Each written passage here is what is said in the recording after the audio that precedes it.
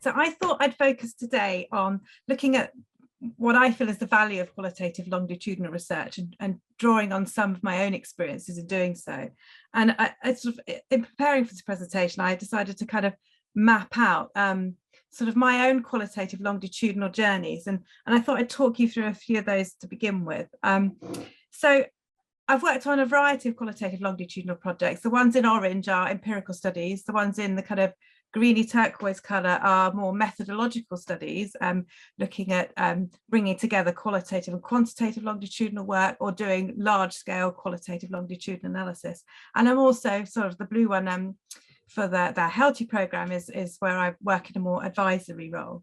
So really my qualitative longitudinal journey started with my PhD research.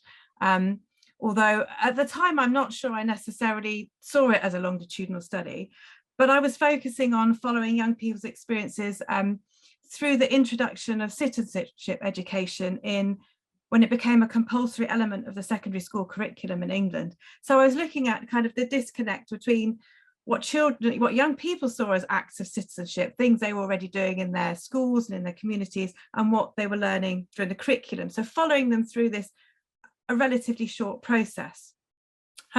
After I finished my PhD, I moved on to a project, again, following the lives of young people that was never designed as a very long-term study, but ended up being 12 years in duration. I think that's one of the kind of key messages from qualitative longitudinal work, is you never quite know when it might end. And this was a study where we followed 50 young people living in a diverse range of circumstances in the UK. And we followed them from mid-childhood through to early adulthood, looking particularly at their changing identities and relationships over time. And this work formed part of the Timescapes initiative, which was the first large-scale qualitative longitudinal study to be funded by the Economic and Social Research Council in the UK. So then, to skip ahead rather than go through all these in detail, my current work is part of the EpiGen programme. That stands for Ethical Preparedness in Genomic Medicine. And in this project, we're looking at the ethical and social challenges that genomic medicine presents for those working and living with genetic and genomic results. And a large part of my current work is focusing on following the experiences of patients and their families as they progress through testing and possibly diagnosis, and looking at the wider impact of this process on their lives. I'm also involved in the Youth Life programme, which is a current initiative funded by the European Union, and it's designed to build methodological expertise in youth transition research from a life course perspective. And a key part of that work is trying to think of ways of bringing together qualitative and quantitative longitudinal work. So I thought in this presentation, I would draw on these experiences to highlight, first of all, what I see as the value of qualitative longitudinal work, but also just to share some thoughts on the conceptual, methodological and ethical issues that we faced.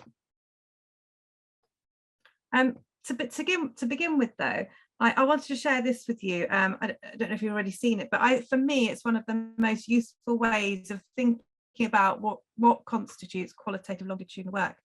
And it stems from the work of Bren Neal, who uses this movie metaphor to distinguish between qualitative and quantitative longitudinal work. So she describes quantitative longitudinal work as an epic movie offering an overview of social dynamics, but lacking in the intricacies of the plot and the fluid twists and turns of the storyline. Whereas qualitative longitudinal work is an intimate movie made up of a series of snapshots that show how and why the social world unfolds in varied ways for specific individuals and collectives in particular settings of change. For me, that's always been really useful to keep in mind in my work. So in thinking about the value of qualitative longitudinal work, for us, this approach has helped us, it's been useful in terms of addressing particular kinds of research questions. So questions around exploring social change over time. It enables us to walk alongside participants and follow their experiences in real time. It's helped to think about, focus on how and why social change and continuity occur over time. It's enabled us to think about how individuals and collectives understand the past and forge their futures. And it's also encouraged us to appreciate the relationship between individual and collective biographies and the wider socio-historic context in which participants live. In my work then, qualitative longitudinal studies tend to be relatively small scale, intensive. They often evolve over time. As I mentioned earlier, then you may not expect the project to be quite as long as it ends up being. They include a range of research designs, and I'll return to that shortly. And they can either be case-led, so intensive studies with a small number of participants focusing particularly on depth, or they can involve cross-case comparison, so working with a wider range of participants to explore diversity of experience, so getting a greater sense of the breadth of experience. And our studies have generally been prospective, so following participants in real time, but they've also included retrospective elements, so encouraging participants to look back over their life course or look back over a particular period of time or a particular process. And our studies are varied in time span, so that's the length of the study, in tempo, so that's the intervals between different waves of data generation, and intensity, so some have been quite short-term projects and others over several years. So just wanted to focus a little bit now on conceptual issues, and I think I've done qualitative as well as qualitative longitudinal work and a little bit of mixed methods work as well. But I think for us, one of the most important things to remember has been that qualitative longitudinal work is not just about documenting lives through time, but that temporality forms a central element of both the conceptual and empirical work. So we've found it helpful to think about time in different ways. So we can think about time as fixed, and in a lot of quantitative longitudinal studies, time is conceived in quite a linear manner. It tends to revolve around things like clock time or calendar time. Time as something that can be measured. But I think you could argue that this often sort of focus on linearity covers up the complexity, perhaps. So qualitative longitudinal studies tend to conceive of time as in a more fluid way. And I like the work of Barbara Adam, who's done a lot of work on the theory of time, and she describes temporality as a process, with time consisting of diverse, multiple, fluid, layered and overlapping elements. And as one of the key authors in the, I feel as one of the key authors in the field, Bren Neal, has outlined, that we can map flows of time onto 5 intersecting time planes that show the connections between temporal theory and research practice. So the first of those is the prospective retrospective time plane, and I've mentioned a little bit about that already, but a prospective approach would be looking forwards, walking alongside participants in real time, whilst a retrospective approach would involve looking backwards. We've also thought about intensive, extensive time planes, so focused on things like rhythms, tempos, durations, sequences, and so on. We've also thought about sort of different scales of time. So for instance, at the micro level of individual lives, and looking at how this maps onto those wider socio-historic processes at the macro level. So for instance, I've been involved in, although cannot take credit for the majority of the work, but a study that there's a UK element and an international element, but looking at the experiences of teenagers during COVID-19 times. And colleagues at Southampton are creating this wonderful timeline that maps individual experiences onto policy responses to the pandemic. So looking at these different timeframes and bringing them together. We've also, in our work, considered the interactions between time and space and how that shapes the experiences of individuals. And we've also thought about the synchronicities of time. So we've explored that shift, how participants shift between different dimensions of time in their accounts. So that might be past, present or future, or they might talk about instances where they felt sort of out of time in terms of their positioning in the life course, that kind of thing. So these kind of different planes of time have helped me think about how different dimensions of time work in qualitative longitudinal work, and to try and look beyond tracking participants' lives in a very linear manner. So next I wanted to look at generating qualitative longitudinal data. And we've done that in different ways. We've looked at, we've worked diachronically, so through time, looking at how processes evolve over time, but also synchronically, so looking across the sample to explore similarities and differences in experiences at the same time point. For us, flexibility has been key. So the spacing between waves of data generation has varied to take into account different elements of a particular process, for instance, so participants' experiences of a diagnosis and treatment for a health condition. You might not interview them at regular times, but times that fit with their particular engagement with different healthcare professionals, for instance. We've also varied the questions we ask of participants by wave, as well as tailoring questions to the circumstances of individuals or groups. But I think flexibility, whilst that's quite a key asset of qualitative longitudinal work, needs to be balanced with continuity to ensure some kind of coherence. So although our topics of focus are varied by wave, we had this set of core questions for each of the projects that we asked each time. And I liked Johnny Saldana's reference to through lines in this respect, and he talks about questions that help unite the waves and add coherence to a project. So I've identified a few of the common approaches to qualitative longitudinal work here. One is longitudinal ethnography, and that's a great value in that, but it's not something I've used in my own work. But that's kind of spending this extended or intensive period of immersion in a research setting. We've used quite a wide range of interviews. And I'd say for me, interviews are kind of have been the linchpin of our qualitative longitudinal work that we've used in conjunction with other creative and participatory approaches. But we've used kind of biographical, life journey interviewing, as well as recursive interviewing. As I say, we've used kind of a host of different time-aware, more creative methods, I suppose. So things like timelines, journey maps, photography, day-in-the-life observation, as well as speculative methods that encourage participants to imagine what their future might be like. And on the slide, there's just an example of a journey map that I can talk about more about later if you'd like me to do so. But this was something we've co-created with our research participants. So myself and a colleague have worked with, in this instance, a couple, and we're following their journey through genomic testing, and also work with an artist to produce this visual representation of their journey, one in which sort of doesn't conform to a kind of linear representation, I suppose, but one which shows how their journey through genomics has intersected with other aspects of their life.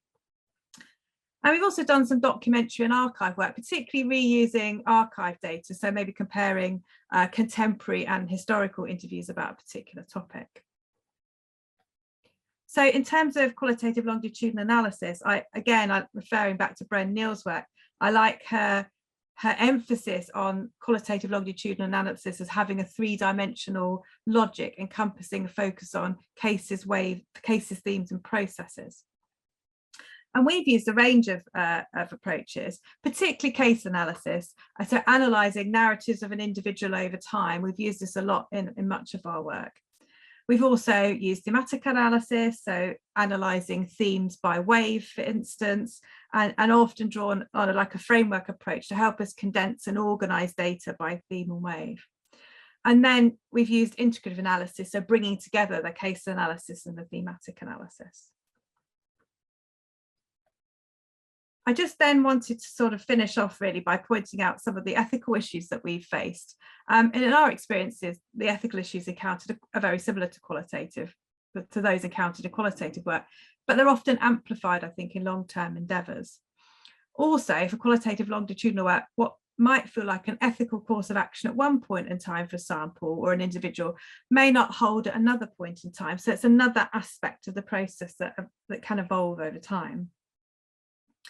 So I think firstly, there are several issues relating to the long-term nature of the research relationship, but the main one for me is the danger that as you become a more familiar presence in participants' lives, they might begin to view you as something like a friend and divulge more about their lives, and perhaps things outside the project's remit, and perhaps lose sight of the purpose of the conversation.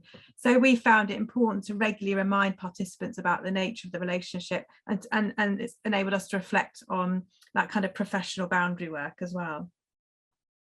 In terms of consent, we work with notions of broad or enduring consent. So seeing consent as an ongoing process of negotiation, and a broad notion of consent where future uses that are different to the original research objectives are not specified. So again, acknowledging that open, evolving nature of much qualitative longitudinal work, as well as particularly in contexts such as the UK, where there's greater emphasis on reuse of data and preparing your data for others to reuse in the future, and you may not know what the kind of what those uses might be. So I think it's really important at the outset to be open about the long-term nature and potentially evolving nature of the project, so that and I think if participants are fully aware of these likely commitments, they're much more likely to stay engaged in the project. And that leads me on nicely to think about, I guess, one of the greatest challenges for qualitative longitudinal work is attrition, and that, you know, the need to retain the sample to get that long-term picture, I suppose. But we've always found participants have formed a connection with the topical study and often been overwhelmed by their commitment. This relies on building a strong relationship of trust. We've used a range of tools to help aid retention. So for the 12-year study, following experiences of young people from mid-childhood to early adulthood, we had a panel of participant advisors who we consulted on wide range of aspects in relation to the project. But we've also tried to maintain regular contact with participants across the study. So we're providing project updates, maybe sending greetings cards, using social media to keep in touch, whatever's been appropriate for the particular context of that research. And obviously, whilst we want to make sure that participants remain engaged in the project, this has to be balanced against over pursuing, so not contacting them, not becoming a burden. And in our experiences, some may opt out of a wave and rejoin at a later date for personal reasons. They've had challenging things, or in the case of some, when people exams and it wasn't an appropriate time for us to be involved in the project, but they've rejoined at a later date. And the final issue then is anonymity and confidentiality. And I think as you generate more data about a person over time, it can become easier for someone to piece those bits of information together and work out who participants are. I think that's one of the ways in which the ethical issue around anonymity are amplified in qualitative longitudinal work. So this involves taking care when writing up or when data sharing as well. And to finish off then, I just wanted to share details of a new website that we've developed for the Youth Life project. And I just thought that might be some interesting resources on here that may be of use to you. So it's a hub for qualitative longitudinal and mixed methods approaches to life course research. And on there, we've got a range of resources from papers, podcasts, blogs, example projects, and so on. We've just launched the website, so we are building resources as we go over the next couple of years. In the autumn, there will be a podcast series with leading international scholars in qualitative longitudinal and mixed methods work on this website. But we'd also, if you were interested in doing so, really welcome your contributions. So any publications you would like to promote, if you have a short summary of your project, or you'd be willing to write a guest blog on any aspect of qualitative longitudinal mixed methods research design, we really would very much welcome that.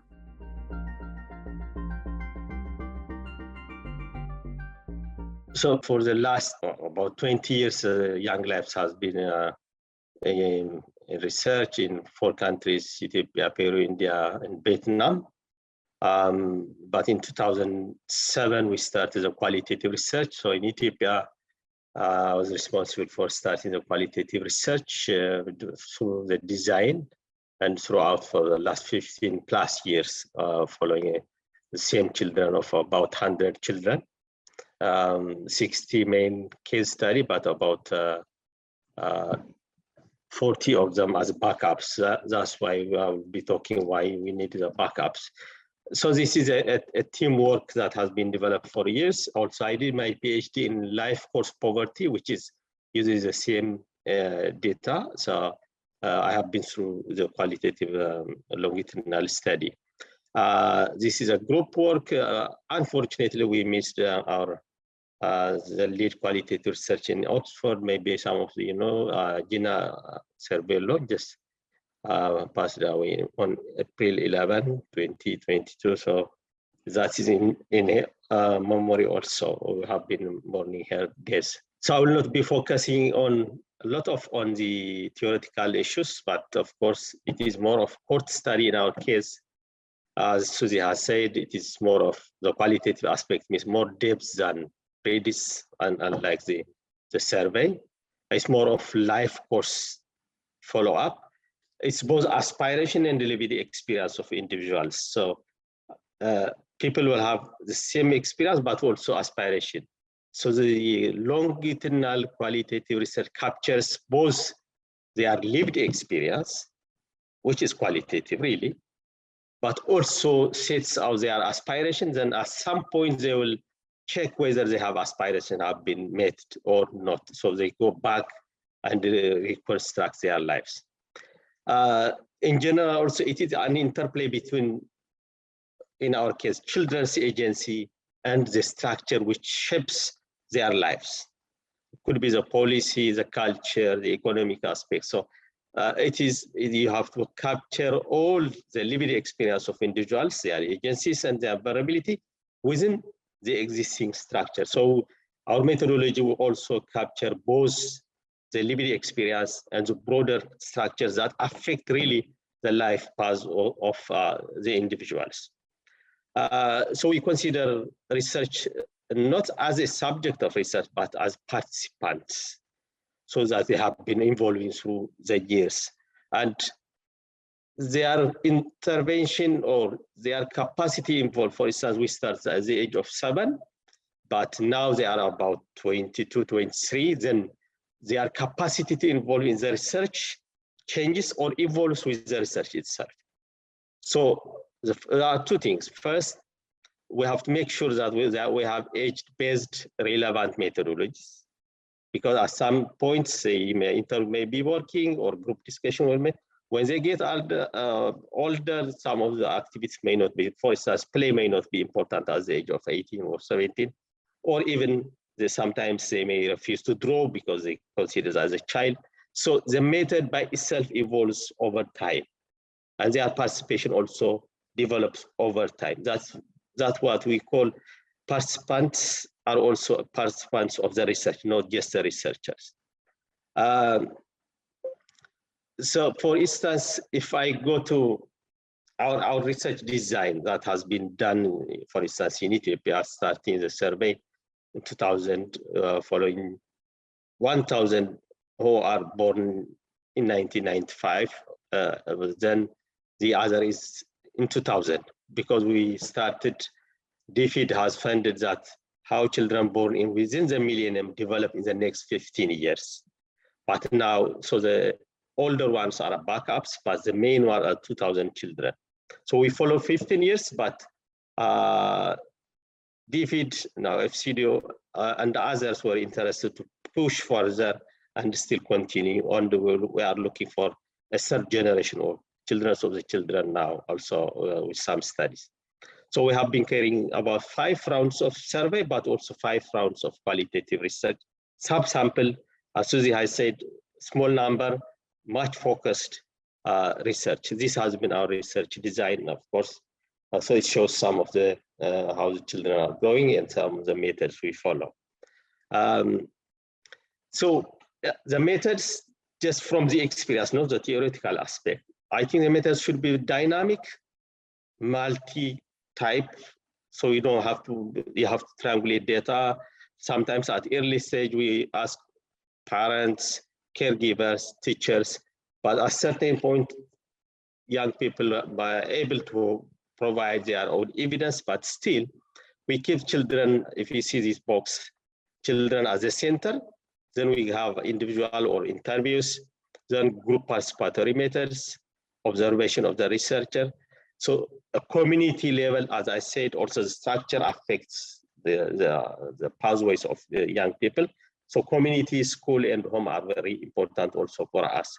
So it is important that we have a dynamic approach in child research, in longitudinal.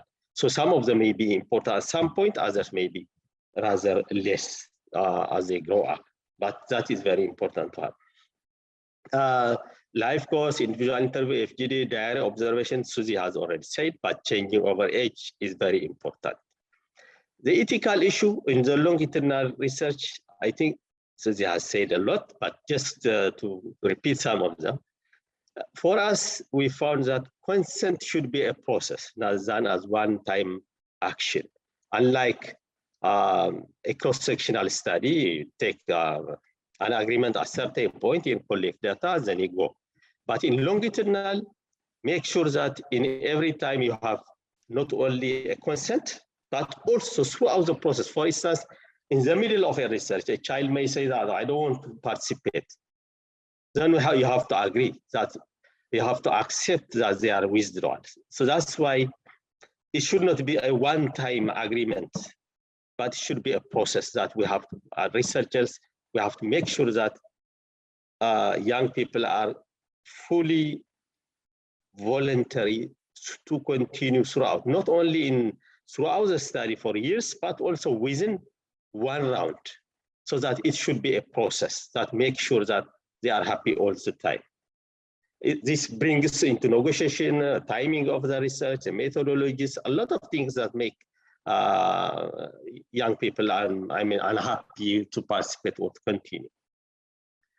Dynamism, changing of consent providers. In longitudinal research, you may start for the age of 7 child or 7, 8, you have to start with consent from the caregiver, but also the children should be confirmed, consented. But when they become young people, they may be able, at the age of 18, 19, they are able to have their own consent, which is very important. Then next time when they get older, the spouse may come. For instance, a wife we should ask, some cultures you have to ask the in-laws. For instance, in India, you have to ask in-laws, the spouses should be consented. So there is a lot of multiple consent providers throughout the process. So this is very important always to consider in longitudinal qualitative research. Commitment of anonymity is very important. It's not just one time. Anonymity in a sense, reporting, writing, and communicating. It should be a long-term commitment. That is why it needs always in longitudinal research, an institutional and the lead researcher should be taking responsibility of this one. So that you don't bring one institution at some point, one round of a qualitative or longitudinal qualitative research, and bring another institute or individuals or researchers at some point. That's why sometimes they may mess up and sometimes it may be difficult. So some institutions responsible for the qualitative research and the lead researchers should take responsibility throughout the process for some years, if possible, making sure that their commitment for anonymity of the respondent or the research participant is very important, because at some points you may find out that some of the names may be published if I'm not careful about that one. So that's very important. And when they grow up, they go to the social media and your websites, and if they find their names, then it will be really difficult. There are some experiences in this sense. Another part of the participatory research to continue, I think, is very important engagement with continuous engagement, not just data collection, but continuous publication analysis is very important. Communicating with policymakers is also important to continue longitudinal. Otherwise, it will be, some people would consider it irrelevant. The funders will be taking irrelevant. So for instance, in our case in Ethiopia, we have put an input into the child policy when it was being drafted. So that was important. To social policies such as the safety net or social protection, child protection. So it's important to engage in some sense, not just a research, but you have to communicate. Otherwise, the life of the longitudinal research will be in some difficulties. Reciprocity with study communities and individuals throughout is very important. We have to get engaged at different levels. For instance, in Young Life, what we do is community reciprocity, what we call. So in 3 years, in every 3 years, we communicate with the parliament and the regional administration, but also we have some publications or picture albums for of the children and their families in the past years, so that we give them, so that the reciprocity keep them interested and a part of the research itself. I think this is one important area that we need to consider. This is one of the examples, for instance, how in life course, how young children establish their life courses. It could be their past, the present, and the future aspirations. Then they revise in the next time whether they have achieved that one. We have a lot of papers showing that many of our children who had aspired, for instance, 80% want to join university, but less than 20 have already done. So what are the structural and the individual challenges they have been facing? So the life course will show you exactly, for instance, this is the below the line is more of the negative experience of that girl, and the upper one is more of the positive aspects and the aspirations of the young people. So it is important also to use the life course, and I don't have to go in details, but these are some of the experiences we have and been published. I should go to the challenges so that we may have important for discussion in the group. I know everybody understands that it's very low. Carrying out longitudinal study is very costly. So we have to have a good plan before we start something. It's really huge because of different reasons. Attrition, tracking, keeping the same researchers, the same institution has a lot of costs. You don't go for a bid every time. It's established institution and established researchers you have to follow, so that there is some cost. Even maintaining the respondents by itself has its own costs. Tracking is very important. So costly, it's high cost. Ethical issues, as I said, we have to, it's always challenging. It's always challenging with whom you have to deal with the consent. That's very important. Maintain the anonymity is very important also. The challenge we have always that, because researchers may leak, because every researcher, field researcher knows their name. Make sure that it's not reported in the main transcript.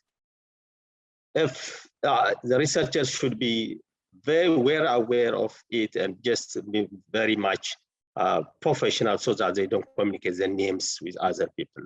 But that's very important. Attrition is another important issue, which we have already discussed.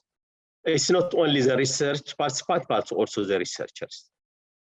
So for research participants, always what we do is, if we have in every 3 years field work, then in between we make tracks, a short track by researchers when they are change of address. If anything happens, then we send researchers to register where they change, if they go abroad, their addresses before it's been forgotten or something. So tracking is a main important area to see.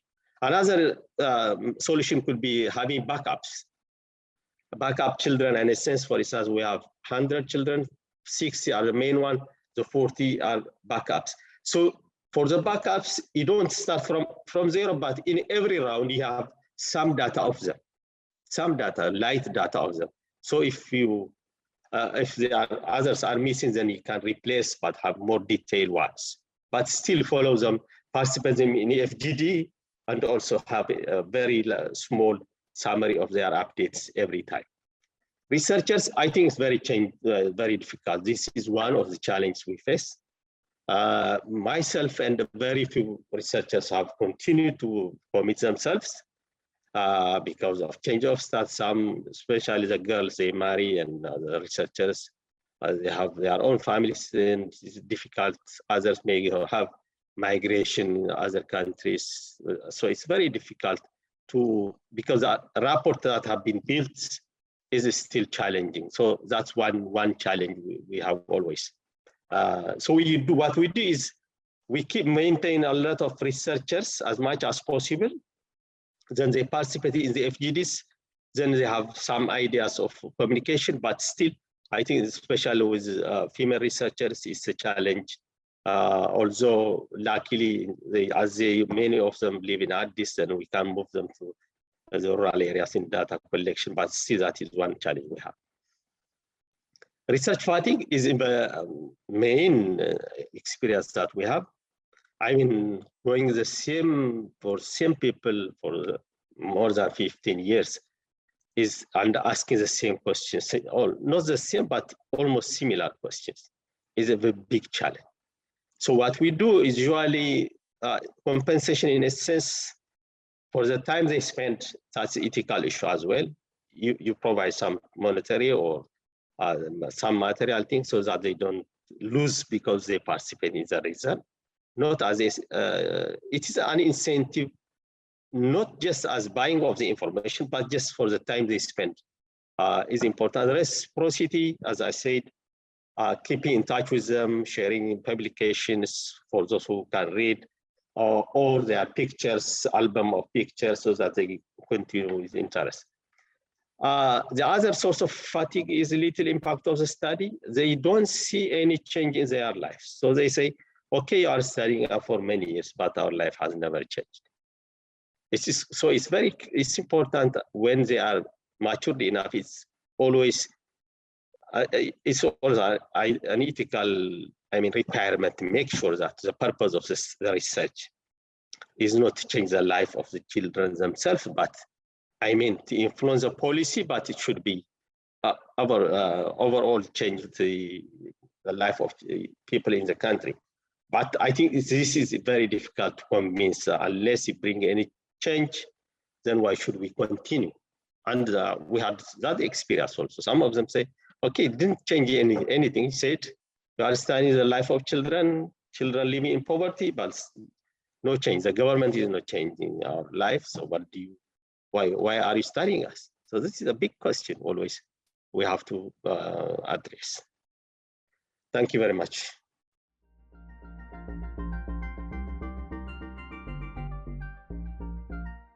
Hi, my name is Guguletu, and this is my colleague Moleboheng. So we work together closely on the qualitative research at the unit, the GPHRU unit in Soweto, Baragwanath in Johannesburg, South Africa. So we've been working closely for 4 years together, although she's been here longer than I have been. And yeah, we've tackled everything around qualitative work, from focus group discussions, in-depth interviews, drill interviews with young women and their mothers.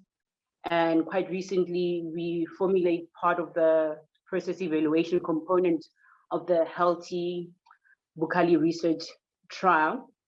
And yeah, so everything has been going so well so far. So yeah, we are multifaceted. So everything, whether it's a sub-study that's coming on, qualitative, so we take that on. And yeah, so basically everything that we've been doing since 2018 has pretty much prepared us to do qualitative longitudinal research, which was first experience on both our parts. And yeah, so it went roughly okay, given everything that came about. But yeah, because it was mainly focused on in-depth interviews over 4 waves of interviews from last year, January 2021, to this year, January 2022. So for a total of 12 months in the lives of our participants from the trial. So meaning that they came from the intervention component as well as the control component of the trial, the Healthy Bukali trial. And that's basically much it. And our experience for the qualitative longitudinal research has been different. So Moleboheng can attest to her part. For me, as I said, it was pretty brand new. And for me, it was pretty taxing, but we'll delve deeper into it as we go throughout the various components of how things went in this context and so forth. So I'll just take it over to my colleague over here. Hi, guys. Thank you for the introduction. So I'm just going to be speaking on how it went with the specific qualitative longitudinal research that we did over this past year. So the one main thing that we realized when we were doing the interviews is that there was a lot of repetition involved, as the previous speaker has spoken about. But what it then did for us, one of the advantages I could say is that it gave us a sort of like clarity on the follow-up stories or the things that were coming out in terms of health behaviors that the participant was speaking to. So the main element that we started looking into for the qualitative longitudinal research, specifically for the Healthy Bukhali trial, was based on health behaviors in the participants' lives. Then just from the beginning, it sort of started as us opening up the conversation by using different methods of collecting data, whether it was through a family tree, through vignettes, or through the use of a storyline. So what then that did is that it opened up a window of something that we wouldn't necessarily have foreseen in the beginning, but it opened a whole complex issue of like social issues that were coming out. Then we then had to deal with moving forward and seeing how we can structure the interviews, not only based on the health behaviors, which is mainly focused on in the intervention arm, and the participants know quite a lot about that, but also just to try and see that if we take in the social aspect of one's life and see how it then influences probably their health, then we might really get some good outcomes here. And that's what happens over time. And evidently over time, we could see where there was sort of like changes, where there was like effort being put in terms of how well the participant participated in the study or not, and obviously depending on an area of issues.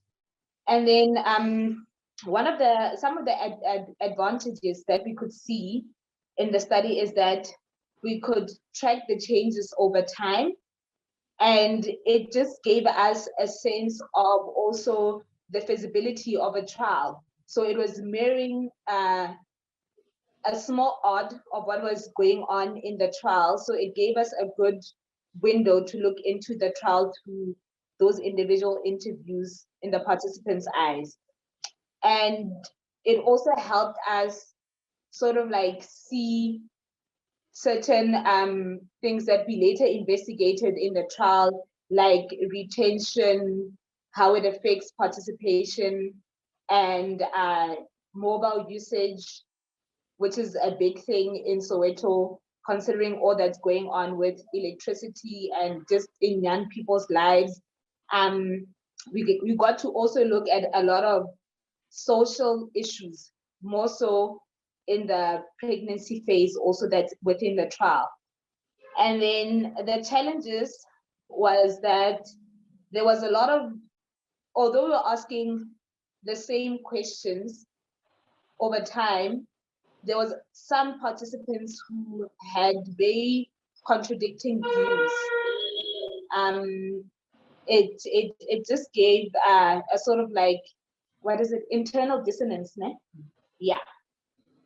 So we saw a lot of that, and it also just brought out the challenge of how, from our side, healthy was implemented.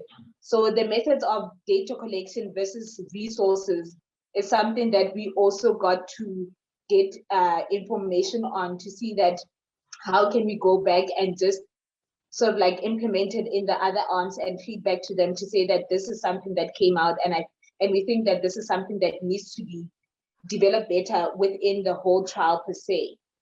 So yeah, that's it from my side. And then Gugu's just gonna cover some of the interesting facts that we found out and the learnings from the QLR. Okay. So what was interesting with regards to, possibly I'll start with the learnings, possibly for other people who are going to undertake qualitative longitudinal research, because it happens over a period of time, whether it's a year that we've done, or previously maybe 12 years or whatever the case might be, is possibly from the get-go, just get a good handle on data management, because you can lose sight over time of intricate details of different participants' life. Although we dealt with a sample of like 35 young women over time, although we had attrition from time to time, it is always good to keep things on check, whether you have a data management system that is very meticulous so that you can always refer to it later on throughout the period of the qualitative longitudinal research. With the learnings, possibly as guides or as aids, you could have different forms or methods of collecting the data, as my colleague had spoken of family trees that aided in conversation, and veneers or storyline methods that actually unraveled a lot of detail from the participants' lives. And that was very important in aiding conversation and so forth. Because throughout the, one thing we didn't mention, throughout the qualitative longitudinal research, we tried to work towards our strengths. So Mlebogeng is a brilliant facilitator, and whereas I'm the writer in the team, so she'd facilitate most of the conversations. So we played to our strengths. So she'd facilitate most of these in-depth interviews, and I'd be the writer, writing up observational notes and so forth.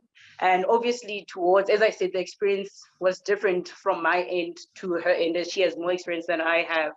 So we debrief after most sessions just to see what was coming out, how we're feeling about going forth and so forth. And that was the one thing that really made this effort work for a year or so. And with regards to character development over time, so we would find that, especially with the first wave, because we had 4 waves, with every wave happening at every quarter of the year. So we see like character development, some characters remain stagnant throughout all 4 waves, while others would develop greatly. And by implementing changes. Yeah, by implementing changes. Some people implemented the changes that were brought about by the QLR as well as the trial, and others really didn't do anything much of it. So that's why I say the character development was different. For others, it was just linear, and for others, it was very surmountable to actually see.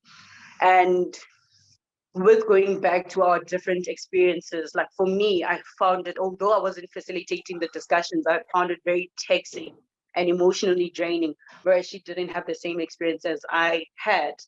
So I think with regards to debriefing, sometimes it's very key to do that after every wave or after every interaction, so that you just keep a handle on how things will go going forth. And one last thing, as Mlebogeng had mentioned, is that because we are process evaluation coordinators, obviously everything we always kept in check what was happening with our small subsample of 35 participants in the QLR towards the bigger overall trial of thousands of young women, just to inform around decision making and implementation and so forth. So for us, that was sort of like a dual advantage of having a qualitative longitudinal research, as well as being part of evaluation in terms of the overall trial of the intervention, and as well as the control components. So yeah, that's it from us.